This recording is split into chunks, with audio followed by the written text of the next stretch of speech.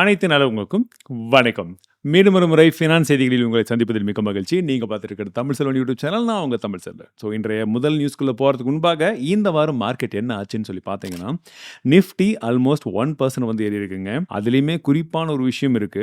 அது என்னன்றதையும் சொல்றேன். சென்செக்ஸும் வந்து பார்த்தீங்கன்னா கிட்டத்தட்ட 1% வரைக்கும் ஏறி இருக்கு. ஓரளவுக்கு பாசிட்டிவ் நோட்ல இருந்தாலும் இன்னொரு விஷயம் என்னன்னு பார்த்தீங்கன்னா, ஸோ இந்த சார்ட்டை பாருங்களேன். 50 டேஸ் அண்ட் 200 டேஸ்க்கான அந்த மூவிங் ஆவரேஜ் வந்து திரும்பவும் இன்டர்செக்ஷன்ல இருந்து கிராஸ் ஆகுது. ஸோ இது வந்து ஓரளவுக்கான ஒரு பாசிட்டிவ் நோட்டா இருக்கக்கூடிய வாய்ப்புகள் இருக்கு. ஏன்னா கடைசியா இந்த மாதிரி எப்படா ஆச்சுன்னு பார்த்தீங்கன்னா, ஜூன் 2023ல அது வந்து கிராஸ் ஆயிருக்கு. அதுக்கப்புறமா எந்த அளவுக்கான மார்க்கெட் மூவ்மெண்ட் இருந்ததுன்றதை நீங்க பார்த்திருப்பீங்க. இப்ப திரும்பவும் இது கிராஸ் ஆயிருக்கு. இது ஸ்டேபிளா லாங் டேர்ம்ல சஸ்டெயின் ஆகும் பட்சத்துல மார்க்கெட் மூவ்மெண்ட் மேபி திரும்பவும் அந்த ரிப்பீட்டேஷன் இருக்கும் பாசிட்டிவ் சைடில் அப்படின்ற எதிர்பார்ப்புகள் இருக்கு. உங்களுடைய அனாலிசிஸ் எப்படி என்னன்றதை பாருங்க. அடுத்ததா FIID டேட்டாவை பார்க்கும்போது இந்த மந்த் கிட்டத்தட்ட செல்லிங்கில் இருக்கிறாங்க. பெருசாக பையிங்கும் வந்து இன்னும் வரல. அதற்கான காரணங்கள் பல இருக்குது. ஒரு சிலதுன்னு பார்க்கும்போது இந்த MSCI இண்டெக்ஸ்லலாம் வந்து பார்த்திங்கன்னா ஒரு சில ரீபேலன்சிங் நடந்தது. அதனால் மற்ற விஷயங்களை விற்று வாங்குறது இந்த ஒரு சில விஷயங்களும் இருந்தது. ப்ளஸ் குளோபலாக இப்போ ஜியோ பொலிட்டிக்கல் டென்ஷன் அண்ட் ட்ரம்ப்புக்கு நிறைய விதமான விஷயங்கள் வந்து போய்கிட்டு இருக்கு. நம்ம நியூஸில் என்ன ஏதுன்னு பார்க்க போகிறோம். ஸோ அதனாலையுமே ஒரு அன்சர்டனிட்டி இருக்கிறதுனாலையுமே மேபி பையிங் சைடு FIIs இன்னும் வராமல் இருக்கிறதுக்கு ஒரு சாத்தியக்கூறுகள் இருக்கலாம். பட் இது என்ன ஏதுன்றது நம்ம போக போக வந்து பார்க்கலாம். ஸோ இந்த வீக் ஃபுல்லாகவே எந்தெந்த இண்டெக்ஸ் வந்து ரொம்ப நல்லா பர்ஃபார்ம் பண்ணிச்சுன்னு பார்த்தீங்கன்னா ரியாலிட்டி தான். அதற்கான காரணமும் நான் சொல்கிறேன். இப்போ ரீசெண்டாக RBI வந்து ரேட் கட் பண்ணியிருந்தாங்களே அந்த விஷயம் தான் நம்ம டீட்டெயிலாக வந்து டிஸ்கஸ் பண்ணுவோம். அதுக்கு அடுத்தபடியாக metal, India consumption, PSU bank ரொம்ப முக்கியமான விஷயம். இந்த ரேட் கட்னால இம்பாக்ட் ஆன முக்கியமான பிளேயர்ஸ் இவங்க தான். பாசிட்டிவ் நோட்டில் ஓகேங்களா. லாஸ்ட் 1 மந்த்லையுமே ரியாலிட்டி, PSU பேங்க், மீடியா தான் நல்லாவே வந்து ஏறி இருக்காங்க. அண்ட் லாஸ்ட் 3 மந்த்ஸ்லையுமே பார்த்தீங்கன்னா ரியாலிட்டி தான் சூப்பராக வந்து ஏறி இருக்காங்க. 1 இயர் டேட்டாவும் வந்து நீங்கள் பார்க்குறீங்க. அண்ட் கோல்டை பொறுத்த வரைக்கும் நம்ம லாஸ்ட் வீக் பேசுனதுலேருந்து இப்போ ஸ்லைட்லி ஏறி இருக்கிற மாதிரி இருக்கும். பட் இதற்கு முன்னாடி இந்த வீக் ஃபுல்லாக வந்து பார்த்தீங்கன்னா ரொம்பவே மேலே போயிட்டு தான் கொஞ்சமாக வந்து கீழே வந்திருக்கு. ஆனால் நம்ம பல மாதங்களாக சொல்லிக்கிட்டு இருக்கக்கூடிய ஒரு விஷயங்கள், சில்வர் மேலே ஒரு கண்ணு வச்சுக்கோங்க, சில்வரை கொஞ்சம் க்ளோஸாக வாட்ச் பண்ணுங்கன்னு சொல்லிட்டு இருந்தோம் இல்லையா. இப்போ சில்வர் எங்கடா இருக்குன்னு பார்த்தீங்கன்னா ஆல்மோஸ்ட் ₹118. நம்ம எப்போ வந்து பேசிகிட்டு இருக்கோம் 107, 108, லாஸ்ட் வீக் கூட ₹109 கூட பேசிகிட்டு இருந்தோம். ஸோ சில்வர் இந்த வீக் வந்து ஏற ஆரம்பிச்சிருக்கு. ஸோ சில்வரில் இன்வெஸ்ட்மெண்ட் பண்ணலாமா வேணாமான்ற நம்மளுடைய அனாலிசிஸ் இன்வெஸ்ட்மெண்ட்டை பற்றி நம்ம சொல்ல முடியாது. அதை சுற்றி இருக்கக்கூடிய ஒரு சில விஷயங்களுக்கான அனாலிசிஸ் வந்து போய்கிட்டு இருக்குது. சீக்கிரமாக வீடியோ வந்து போடுறேன்.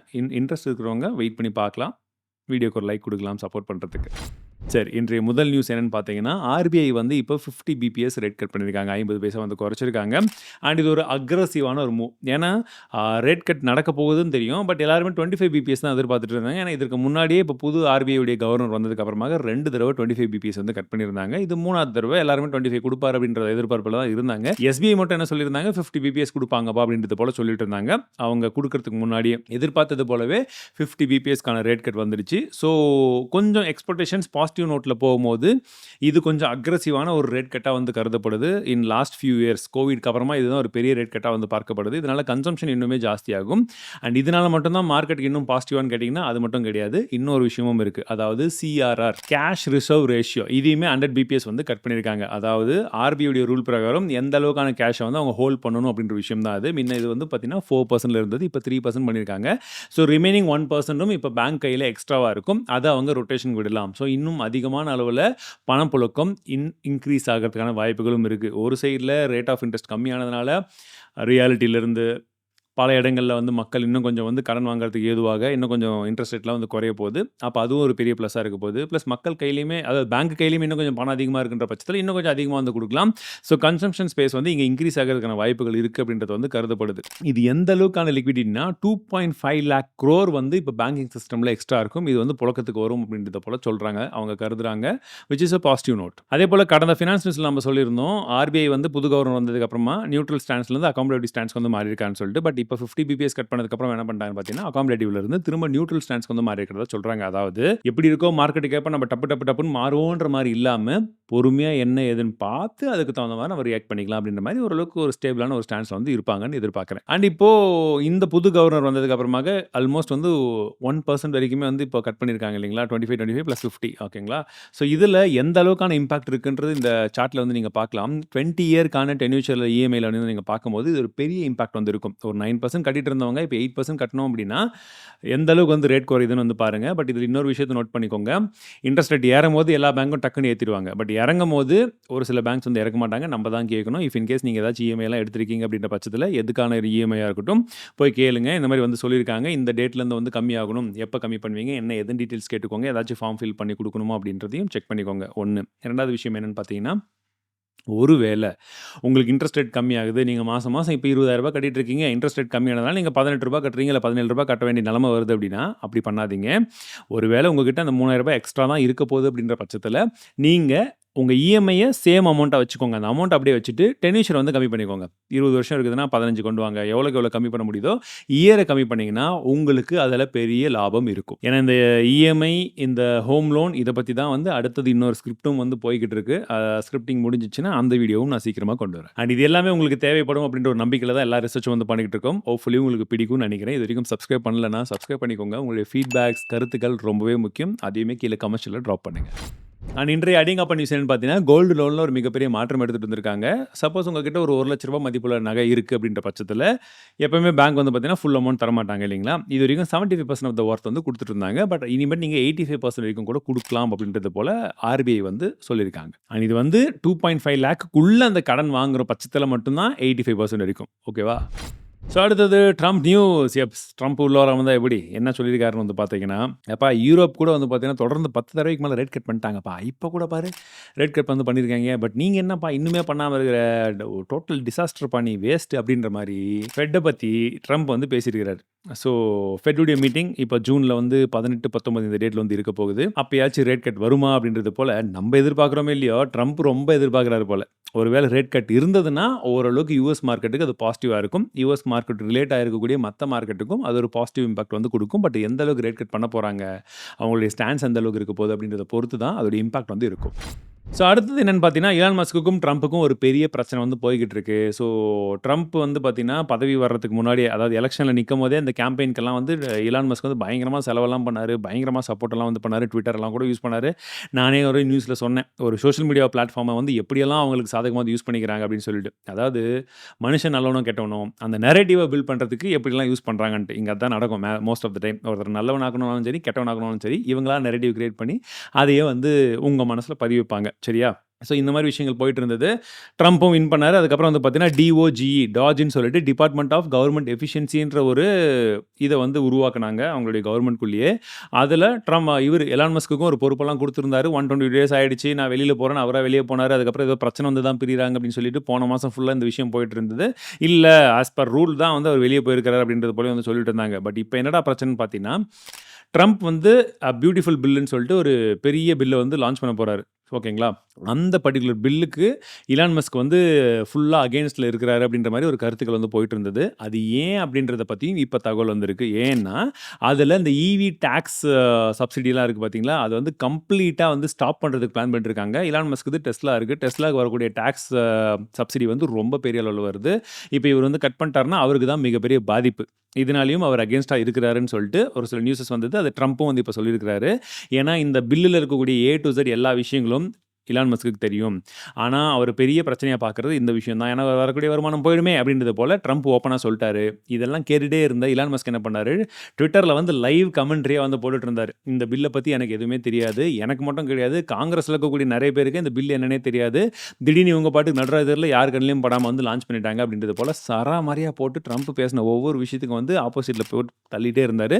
பிளஸ் இப்ப இவங்க பண்ணக்கூடிய ஒரு சில விஷயங்கள்னால, இந்த பில்லுல இருக்கக்கூடிய விஷயங்கள்னாலயும் சரி, ட்ரம்ப் பண்ணக்கூடிய மூவ்னாலயும் பார்த்தீங்கன்னா, இன்னுமே யுஎஸ் உடைய கடன் அப்படின்றது வந்து $2.4 டிரில்லியன் வரைக்குமே இன்னும் இன்கிரீஸ் ஆகுறதுக்கான வாய்ப்புகள் இருக்கு. பிளஸ் 10 மில்லியன் பீப்பிள்க்கு வந்து ஹெல்த் கேர் வந்து கட் ஆயிடும். பிளஸ் பணக்காரங்களுக்கு மட்டும் தான் இன்னும் நெறைய விதமான சலுகைகள் இருக்கிற மாரி வந்து இந்த பில்லுல தான் இருக்கு அப்படின்றத போல வந்து சொல்லிட்டு இருந்தாங்க. ஆப்போசிட் சைட்ல ட்ரம்ப்பும் சும்மா இருப்பாரா? அவர் வந்து எ அமெரிக்காவுக்கு நெறைய கடன் இருக்கு. உண்மதான். பட் இந்த கடனெல்லாம் வந்து இன்னும் கட்டுப்படுத்தணும் அப்படின்ற பட்சத்தில, இலான் மஸ்க்குக்கு குடுக்குற நெறைய சப்சிடி, அந்த கவர்ன்மென்ட் கான்ட்ராக்ட்ஸ் எல்லாம் கேன்சல் பண்ணாலே போதும். பாதி பிரச்சனை தீர்ந்துரும் அப்படின்றது மாரி அவரும் வந்து திரும்ப மார்க் பண்ணாரு. ஏன்னா, இலான் மஸ்க் கிட்ட இருக்கக்கூடிய மிகப்பெரிய கம்பெனியான SpaceXஆ இருக்கட்டும், அதேபோல டெஸ்லாவா இருக்கட்டும், நியூராலிங்க் இந்த மாரி ஸ்டார்லிங்க் இது எல்லாத்துக்குமே வந்து பார்த்தீங்கன்னா, கவர்மெண்ட்டுடைய சப்சிடிஸ் நெறைய போகும். கவர்மெண்ட் பேக் பண்ணதும் ஒரு முக்கியமான காரணம், அவர் இவ்வளோ பெரிய பணக்காரனானது. ஓகேங்களா? ஸோ, இப்ப அந்த சப்சிடிலாம் கட் ஆகுதுன்ற பட்சத்தில அவருக்கும் பெரிய அடி. அதனால தான் இந்த சண்டைலாம் நடந்துட்டே இருக்கும்போது, டெஸ்லாவுடைய மார்க்கெட் ஷேர் செம்மையா வந்து விழுந்தது. ஓகே. ஸோ, இலான் மஸ்க் அடுத்தது என்ன பண்ணாரு பார்த்தீங்கன்னா, அவரு ஒரு ட்வீட் போடுறாரு. இந்த எப்ஸ்டீன் ஃபைல்ஸ்ன்னு சொல்லிட்டு யுஎஸ்ல ஒரு பெரிய ஒரு விஷயம் வந்து இருக்கு. அதில வந்து ட்ரம்ப்புக்கும் சம்மந்தம் இருக்கு. அவரும் அதில இருக்கிறாரு. அதனால தான் இது வந்து பப்ளிக்கா இன்னும் ரிலீஸ் பண்ணாம இருக்கிறாங்கன்றது போல அவரும் போர்க்கொடி தூக்கிட்டாரு. ஸோ, உலகத்தில் ஒன் ஆஃப் தன்னு சொல்ல முடியாது. மிகப்பெரிய பவர்ஃபுல்லான ஒரு பெர்சனும், உலகத்தில் டாப் மோஸ்ட் ரிச்செஸ்ட் பெர்சனுக்கும் ஒரு மிகப்பெரிய சண்டை. எப்படி என்ன போக போகுதுன்னு பார்க்கலாம். எந்த அளவுக்கு வந்து மாறப்போகுதுன்னு தெரியல. இப்போதைக்கு ட்விட்டர்ல என்ன சொல்லிட்டாங்க, "எப்பா 2 பேரும் இப்படி வந்து கொலாடி சண்டை மாரி போடுறீங்களே, கொஞ்சம் கூல் ஆகுங்க" அப்படின்னு சொன்னதுக்கு இலான் மஸ்க் என்ன சொல்லிட்டுருக்காரு, "எஸ் கரெக்ட்." அப்படின்றது போல அதுக்கும் ரிப்ளை பண்ணியிருக்கிறார். இதில வேற ஒரு சில பேர்லாம் மீம் மேல மீம் போட ஆரம்பிச்சுட்டாங்க. ஹஸ்பண்ட் அண்ட் ஒய்ஃப்க்கு சண்டை. இதான் வந்து வேர்ல்ட்ஸ் பார்த்ததிலேயே மிகப்பெரிய ஒரு அதாவது வந்து எப்படி சொல்றது? அ ஃப்ரெண்ட்ஷிப்புக்கு எதிரா ஃப்ரெண்ட்ஷிப்பே பிரிஞ்சு போச்சு. காதலர்கள் பிரிஞ்சுட்டாங்க அப்படின்றது போலலாம் சொல்லி முடிச்சு எல்லாம் போட்டு தள்ளிட்டாங்க. ஒரு சில பேர்லாம் நாங்க ஓடிடி சப்ஸ்கிரிப்ஷன் இது எல்லாமே கேன்சல் பண்ணிட்டோம்ப்பா. ட்ரம்ப், எலான் மஸ்க்கு நடக்கிற சண்டைய விடவா நாங்க அதெல்லாம் பெருசா உட்காந்து பார்க்க போறோம். உங்களுக்கெல்லாம் பழகியிருக்கும் நமக்கெல்லாம். ஏன்னா இங்க நம்ம நெறைய பார்த்துட்டோம். பட் இருந்தாலும் அங்க இதெல்லாம் புதுசு. பயங்கரமா போய்க்கிட்டு இருக்கு. ஆனா, அங்க நடக்கிற சண்டை அவங்களுக்கு மட்டும் இம்பாக்ட்னா பரவால்ல. நமக்கும் சேர்ந்து நெறைய விதத்தில இம்பாக்ட் ஆகும். எப்படி எங்க போய் முடிய போகுதோ தெரியல. பொறுத்து இருந்து பார்க்கலாம். சரி இதெல்லாம் ஒரு சைடுல இருக்கக்கூடிய சமயத்தில, இன்னொரு சைட்லயும் ஒரு காமெடி நடந்துட்டு இருக்கு. என்னடான்னு பார்த்தீங்கன்னா, ட்ரம்ப் திரும்ப என்ன சொல்ட்டாரு, சைனாக்காரன் வந்து பேசுவான் பேசுவான்னு பார்த்துட்டு வரவே இல்ல. சரி கடைசியில இவரா வந்து, நான் பேசினேன். இன்ட்ரஸ்டிங்கான கான்வர்சேஷன் தான். நல்லா பேசினோம். அவர் ரொம்ப டஃப்பான நெகோஷியேட்டர்ப்பா அப்படின்றது போல சொல்லிக்கிறாரு. அதுக்கப்புறம் தான் யோசிச்சு பார்த்தா, இந்த டயலாக் ஏற்கனவே எங்கேயோ கேட்ட மாரி இருக்குதே அப்படின்னு சொல்லி யோசிச்சு பார்த்தீங்கன்னா, மோடி பத்தி பேசும்போதும், அதாவது இந்தியாவ பத்தி பேசும்போதும் அதே தான் சொன்னாரு. மோடி இப்ப தான் வந்திருந்தாரு. நாங்க பேசினோம். டஃப் நெகோஷியேட்டர்ப்பா அவரு அப்படின்றது அதே டயலாக தான் இங்கேயும் சொல்லியிருக்கிறாரு. ஸோ என்ன பிரச்சனைன்னா, ட்ரம்ப் டாரிஃப் போட்டாரு. ஒரு சில நாடுகள் மட்டும் தான் வந்து போய் பேசினாங்க. மீதி நாடுகள்லாம் வந்து பேசவே இல்ல. இப்ப அதுக்கு என்ன பண்ணிட்டாங்க, அதுவும் முக்கியமா சைனா பேசல. சைனா வந்து இந்த ஏற்கனவே இந்தியாவுக்கு அந்த முக்கியமான ரிசோர்ஸ் எல்லாம் வந்து ஸ்டாப் பண்ணிட்டாங்கன்ற பட்சத்தில இங்கேயே ஆட்டோ செக்டர்லாம் பெரிய அடி வாங்குதுன்னு போன வாரம் சொல்லியிருந்தோம். இப்ப அதே மாரி யுஎஸ்க்கும் பெரிய அடி. வேற வழியே கிடையாது. சைனா கிட்ட பேசியே ஆகணும். ஏதோ ஒரு நெகோசியேஷன் பண்ணியே ஆகணும். அதாவது இவங்க சமாதானம் ஆகுறதில்ல. அவங்கள இவங்க சமாதானப்படுத்தியே ஆகணும். அந்த ஒரு முயற்சியில தான் இருக்கிறாங்க. இது ஒரு பக்கம் இருக்க, மத்த நாடுகள்லாம் வந்து பேசுவாங்கன்னு பார்த்தா, முக்காவாசி பேர் வரவே இல்லையே! எப்படி இவனுங்க வராம இருக்கலாம்? நம்ம வேற 90 நாளு, 1 மாசம் சொல்லி தள்ளி தள்ளி போட்டுன்னுருக்கிறோம். வேற வழியே இல்லன்னு சொல்லிட்டு இப்ப என்ன பண்ணிக்கிறாங்க, ரிமைண்டர் அப்படின்னு சொல்லிட்டு அவங்க ஒரு மெயில் அனுப்பிச்சிருக்காங்களாம். இந்த மாரி முக்கியமான நாடுகள் நீங்கலாம் வந்து நீங்களே வந்து பேசுங்க. என்ன ஆஃபர் குடுக்க முடியுமோ குடுங்க. அதாவது இவரு வந்து 10% 20% சொல்லியிருக்கிறாருன்னா, அது உங்களுக்கு விருப்ப நாடு கூட பரவால்ல. நீங்களா வந்து ஒரு பெஸ்ட் டீல் பேசுங்க அப்படின்றது போல ஒரு அழைப்பு குடுத்துருக்காங்க. என்னத்த சொல்றதோ தெர்ல. அதாவது ஆஃபர் இப்போ இவங்க அவங்களுக்கு குடுக்குறாங்களா? இல்ல மத்த நாடுகள் சேர்ந்து இவங்களுக்கு குடுக்க போறாங்களான்னு தெர்ல. ஒரு மிகப்பெரிய ஒரு பிளண்டரா தான் இருக்க போது. எப்படி என்ன பார்க்கலாம். எந்த மாரி போக போகுதுன்னு உங்க கருத்துக்கள் என்னன்றத சொல்லுங்க. சரி அடுத்ததா இன்ஃபோசிஸ் சிஇஓ வந்து பார்த்தீங்கன்னா, இப்ப சலில் பரக் இவருக்கு வந்து 22%க்கான பே வந்து குடுத்துருக்காங்க. முன்ன இருந்தத விட முன்ன 66.25 கோடி இருந்தது சம்பளம். இப்ப 80 கோடி ரூபாய் சம்பளம். எனக்கு இந்த மாரி 1 வருஷம் வேல பண்ணா போதும். ஸோ அடுத்தது இன்னொரு முக்கியமான செய்தி, அடேங்கப்பா செய்தின்னு சொல்லலாம். என்னன்னு பார்த்தீங்கன்னா, குவாண்ட் மியூச்சுவல் ஃபண்ட் ஒரு வார்ன் வந்து குடுத்துருக்காங்க. என்ன வார்னிங் அப்படின்னு பார்த்தீங்கன்னா, கோல்டு பிரைஸ் அடுத்த 2 மாதத்தில 12-15% இறங்கறதுக்கான ஒரு வாய்ப்புகள் இருக்கு அப்படின்றத போல சொல்லியிருக்கிறாங்க. அது ஏன் எதனாலன்னு பார்க்கும்போது, 1 சுத்தி நடக்கிற இந்த குளோபல் பிரச்சனைகள் இதனால தான் வந்து இப்ப எல்லாம் ஏறுச்சு. இதெல்லாம் ஓரளவுக்கு செட்டில் ஆகுற மாரி இருந்துச்சு. இப்ப இந்த 2 நாளைக்கு முன்னாடி சண்டை வர வரைக்கும். ஓகேங்களா? அப்படியே இல்லாட்டியும் சீக்கிரமா செட்டில் ஆயிடுச்சுன்னா, ஏறுனதெல்லாம் கொஞ்சம் எல்லாம் வாங்குனதெல்லாம் விப்பாங்க. ஸோ ப்ராஃபிட் புக்கிங் நடக்கும். ப்ளஸ் கொஞ்சம் செட்டில் ஆயிட்டு தான் திரும்ப ஏறும். லாங் டெர்ம்க்கு பார்க்கும்போது என்னதான் ஏறும் அப்படின்னாலுமே, ஷார்ட் டெர்ம்ல ஒரு 12-15%க்கு இறங்குறதுக்கான வாய்ப்புகள் இருக்கு. அப்படி இறங்கும்போது நீங்க இன்வெஸ்ட் பண்ணலாம். லாங் டெர்ம்க்கு நல்லா இருக்கும்னு சொல்றாங்க. இல்ல நீங்க கன்சிஸ்டன்ட்டா வந்து ஹெட்ஜிங் பண்றீங்க. இப்போ டைவர்சிஃபிகேஷன் பண்ணிட்டு இருக்கீங்க அப்படின்னா, நீங்க கொஞ்சம் கொஞ்சமா வந்து இன்வெஸ்ட் பண்ணிக்கோங்க அப்படின்றத போலயும் வந்து சொல்லியிருக்கிறாங்க. ஏன்னா இன்னைக்கு தேதியில கோல்டு தான் ஓரளவுக்கு சேஃபா வந்து கருதப்படுது. இன்னொரு சில கிரிப்டோ கரன்சிய பத்தி இந்தியால ஒரு பெரிய பிரச்சனை தான் வந்து போய்க்கிட்டு இருக்கு. பட் ஃபாரின் மத்த இடங்கள்லாம் எப்படி போயிட்டு இருக்குன்னு உங்களுக்கு வந்து தெரியும். அண்ட் ஆயில் அண்ட் கமோடிட்டீஸ பொறுத்தவரைக்கும் அது ஒரு சைடுல பெரிய பிரச்சனை. ஏன்னா ரஷ்யாக்கும், உக்ரைனுக்கும் நான் பேசிட்டேன். நீங்க ட்ரேட் பண்ணலாம். ஸ்டாப் பண்ணுங்கன்னு திரும்ப அங்கேயும் ஒரு ட்ரம்ப் வந்து பேசியிருந்தாரா? இவங்க இந்த சைடு மீட்டிங் வைக்கிறதுக்கு முன்னாடியே உக்ரைன் வந்து ரஷ்யா மேல ஒரு மிகப்பெரிய தாக்குதல். எந்த அளவுக்கான பெரிய தாக்குதல்னா 18 மந்த்ஸ் பிளான் பண்ணி ட்ரோன் எடுத்துட்டு போயிட்டு அவங்களுடைய அஃபிஷியல் சைட் பக்கத்திலே நிக்க வச்சு பெரிய பெரிய ஃப்ளைட்ஸ் எல்லாத்தையுமே வந்து அடிச்சு நொறுக்கிட்டாங்க.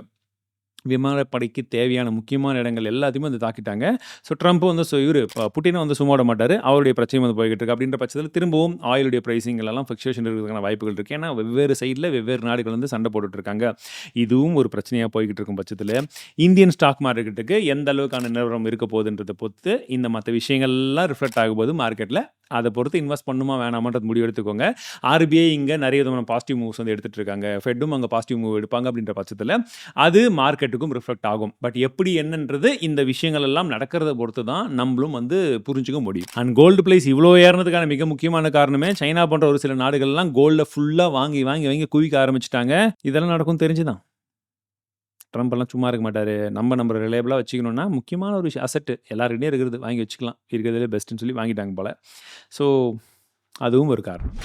அந்த காரணத்தோடவே சேர்த்து பார்க்கும்போது, இந்தியால டெக்கான் கோல்டு மைன்ஸ் அப்படின்னு சொல்லக்கூடிய ஒரு கம்பெனி இருக்கு. இது வந்து பார்த்தீங்கன்னா, கிட்டத்தட்ட 14% வந்து ஜூம் ஆயிருக்கு. ஓகேங்களா? 14%க்கான வளர்ச்சி எப்புட்றா வந்துச்சு அப்படின்னு சொல்லி பார்த்தா, 1947 சுதந்திரத்துக்கு அப்புறமாக இந்தியாவில் குடுக்கக்கூடிய முதல் மைனிங் கான்ட்ராக்ட் கோல்டுக்காக. இவங்களுக்கு தான் வந்து குடுக்குறாங்களாம் ஒரு இந்தியன் கம்பெனிக்கு. அதுவும் இவங்களுடைய விஷன்லாம் வந்து பார்த்தீங்கன்னா, ஃபர்ஸ்ட் கம்பெனி நாங்க வந்து பண்ண போறோம் அப்படின்னு சொல்றாங்களா. இன்னொரு சைட்ல வந்து பார்த்தீங்கன்னா, நாங்க வந்து ஃபர்ஸ்ட் இயரே 400 கிலோக்கான கோல்டு வந்து எடுக்க போறோம். டார்கெட் வந்து 750 கிலோ. எங்களுக்கு வந்து ஏர்னிங்ஸே வந்து 300லேருந்து 350 கோடி ரெவென்யூ வந்து நாங்க எக்ஸ்பெக்ட் பண்றோம். 60% மார்ஜின், எபிட்டா எல்லாத்தையும் சொல்றாங்க. சரி இந்த கம்பெனிய போய் பார்த்தா இப்போ வரைக்கும் எந்த ஒரு டேட்டாவும் ப்ராப்பராவே வந்து இல்ல. ரொம்ப நீஷா தான் இருக்காங்க. இப்போதைக்கு புதுமையா தான் வந்து இருக்கிறாங்க. இதுக்கு மேல போய் அவங்க சோண்டி எடுத்ததுக்கு லாபமெல்லாம் வந்து, அதுக்கப்புறம் அவங்க சொன்னதெல்லாம் நடந்தா மட்டும் தான் அந்த அளவுக்கு ஜஸ்ட் ஹைப்ல மட்டும் போயிட்டு தயவு செஞ்சு யாரும் கண்ண மூடிட்டு இன்வெஸ்ட் பண்ணாதீங்க. அதிலயும் குறிப்பா வந்து பார்த்தீங்கன்னா, இது 2027ல தான் நாங்க அச்சீவ் பண்ணணும்னு சொல்லியிருக்கிறாங்க. ஸோ இந்த ஒரு வருஷம், அடுத்த வருஷம் இன்னும் 2 வருஷம் இருக்குது. ஸோ வெயிட் பண்ணி பார்த்துட்டு இந்த மாதிரி கோல்டு சம்மந்தப்பட்ட கம்பெனிகள் இன்வெஸ்ட் பண்ணலாமா வேணாமான்ற முடிவெடுங்க. ரிஸ்க் நிறைய இருக்கும். என்ன ஏதுன்றதையும் தெரிஞ்சுக்கோங்க. டைரக்ட்டா ஒரு சில விஷயங்கள பத்தி பேசக்கூடாதுன்றதுனால தான் இன்டைரக்ட்டா சுத்தி வச்சு சொல்லிட்டு இருக்கோம். பட் நம்ம ஃபினான்ஸ் நியூஸ தொடர்ந்து பார்க்குறவங்களுக்கு இந்த டீட்டெயில்ஸ் கன்ஃபார்மா வந்து தெரியும். அண்ட் நான் உங்ககிட்ட வைக்கக்கூடிய ஒரு ரெக்வெஸ்ட் என்ன அப்படின்னு பார்த்தீங்கன்னா, கன்டினியூஸா நம்ம ஃபினான்ஸ் செய்திகளா இருக்கட்டும், மணி சீரிஸா இருந்தாலும் நம்ம சேனல்ல போட்டுக்கிட்டே தான் இருக்கும். எதெல்லாம் உங்களுக்கு யூஸ்ஃபுல்லா இருக்கும்னு தோணுதோ அந்த மாதிரி கன்டென்ட் இப்போ ரெகுலரா போட ஆரம்பிச்சிட்டோம் with proper data and analysis. அதுக்கு தான் டைம் எடுத்து கொஞ்சம் கொஞ்சம் டேட்டா வந்து போட்டுட்ருக்கோம். அதுக்கு உங்களுடைய சப்போர்ட் இருக்கும் பட்சத்தில் மட்டும் தான் இன்னும் அந்த மாதிரி நிறைய போட முடியும். அப்படி இல்லாட்டி ஜஸ்ட் வந்து டாப் 5 எது வியூஸ் அதிகமாக வருமோ அந்த மாதிரி கண்டென்ட்ல மட்டும் தான் அதிகமாக ஸ்விட்ச் ஆகிற மாதிரி இருக்கும். எனக்கு அது பர்டிகுலர்லி வேண்டாம். ஏன்னா நான் இந்த சைட் கற்றுக்கிற விஷயம், எங்கள் டீம் லேர்ன் பண்ணுற விஷயத்தை வித் டேட்டாவோட உங்களுக்கும் ஷேர் பண்ணால் உங்களுக்கும் ஹெல்ப்ஃபுல்லாக இருக்குன்றனால தான் பல விதமான விஷயங்கள் வந்து ஷேர் பண்ணிட்டு இருக்கோம். ஹோப்ஃபுல்லி உங்களுக்கு பிடிச்சிருக்கும்னு நினைக்கிறேன். இது வரைக்கும் நீங்கள் சப்ஸ்கிரைப் பண்ணாமல் இருந்தாலும் சரி, உங்கள் ஃப்ரெண்ட்ஸ் அண்ட் ஃபேமிலி மெம்பர்ஸில் ஃபினான்ஸ் சம்மந்தப்பட்ட விஷயங்களில் தமிழ்ல பார்க்கணும், புரிஞ்சுக்கணும்னு ஆசை இருக்குது அப்படின்ற பட்சத்தில் அவங்களுக்கும் சஜெஸ்ட் பண்ணுங்கள். பிடிச்சிருக்குன்னா சப்ஸ்கிரைப் பண்ணிக்கிட்டோம். மீண்டும் ஒரு இடத்தில் சந்திக்கிறேன். வாழ்க தமிழ்.